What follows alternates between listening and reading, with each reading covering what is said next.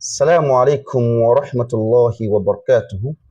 Respected viewers, you are all highly welcome once again to this our amazing class where we are learning how to read the glorious Quran perfectly.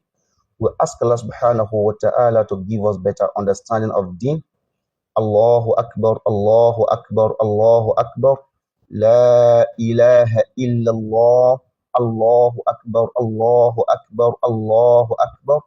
ولله الحمد لا إله إلا الله وحده لا شريك له له الملك وله الحمد وهو على كل شيء قدير. We ask Allah to accept all our dua, today being Yawm al-Arfah.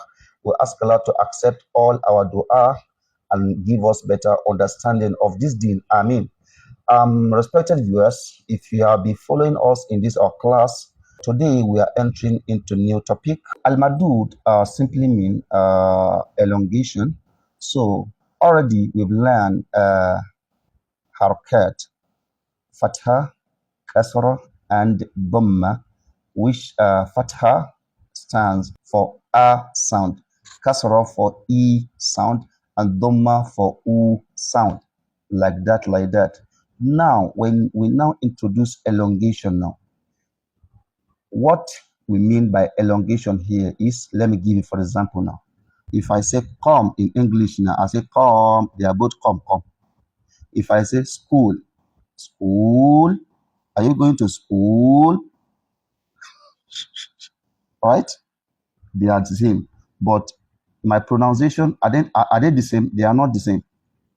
So in Arabic, the way you elongate the harakat can change the entire meaning of what you are saying. That is the reason why we said it is very, very important for you to know how to recite Quran perfectly, even if it's not up to excellent, at least for you not to what? For you not to be cursing yourself and claim and be thinking you are being rewarded for what you are uttering from your mouth. You get it now? So in Arabic, elongation now, there are 3 alphabets from those alphabets that we have learned that we use in elongating. Understand? We have al-mad bil alif. Al-mad bil alif. We have al-mad bil ya. Al-mad bil ya. And we have al-mad bil waw. Yeah, bil waw. You get my point now. Alif, ya, and wa.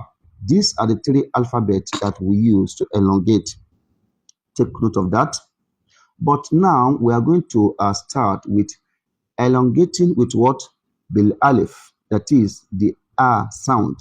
If you are elongating with alif, it simply means you are talking about what? Elongating the a, the vowel sound. Remember previously we said short vowel sound, right? We said short vowel sound.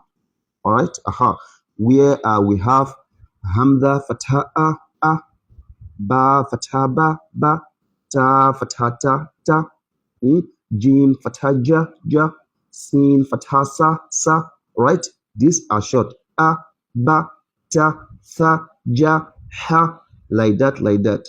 But introducing alif mad now.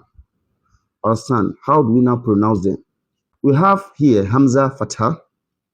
And we have hamza fatha alif mad. You get it now?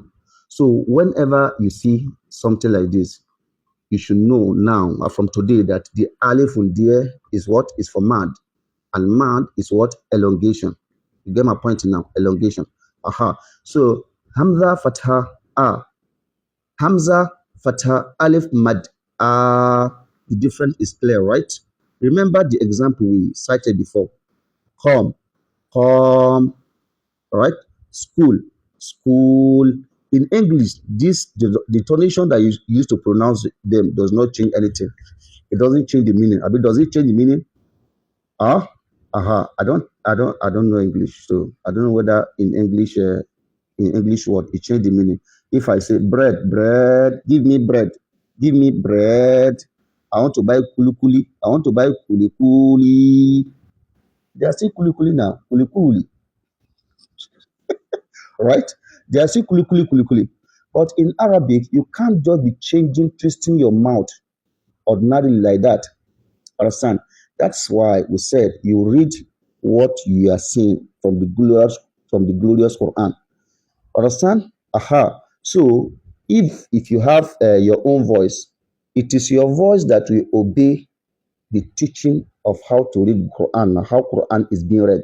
It is your voice that will obey it. It is not you that will now change it now say, this is another style of this is my style of reading. Or son, if Allah say you say your style is understand? That is wrong. You get it now. Aha. Anywhere that is mad, you put it. If there's elongation, you put the elongation. Understand? If, for example, now you are supposed to elongate and you just use the short forms of vowels, just fatha, understand? For example, when Allah say qala, qa, qa, fatha, alif, mad, qa, qa, fatha, alif, mad, qa. That's why I said that day that whenever you are spelling, take note of this. Pronounce the alphabet qaf, fatha, harakat. What next? Alif. The alif there is for what? Is alif mad. That is alif of elongating. Understand? That is alif for elongating. Understand? Alif mad. Qa. Because the introduction of this alif mad now will now turn it to what? Qa. It will not be qa. Qala and qala. They are different, right? Qala and qala. They are different. So now, these are the examples introducing alif mad to all the huruf carrying fatha as harakat al-fatha. So hamza fatha simple hamza fatha alif mad ba fatha ba fatha alif mad ba. Simple, right? It's simple. It's simple. This will look simple to you if you have been following our dars, our class from the beginning. You get the point now. But if you are just watching this video for the first time, you will not know when did we say ba and fatha is ba. Ta, fatha is ta, right? Okay, let's go. Ta, fatha, ta. Ta, fatha, alif, mad. Ta, fa, fatha, fa. Fa, fatha, alif, mad, fa, simple. Fa, jim, fatha, ja, jim, fatha, alif, mad, ja, ha, fatha, ha, fatha, alif, mad, ha, kha, fatha, kha, fatha, alif, mad, kha. Get it now. Dal, fatha, dal, fatha, alif, mad, da, da, the, ro.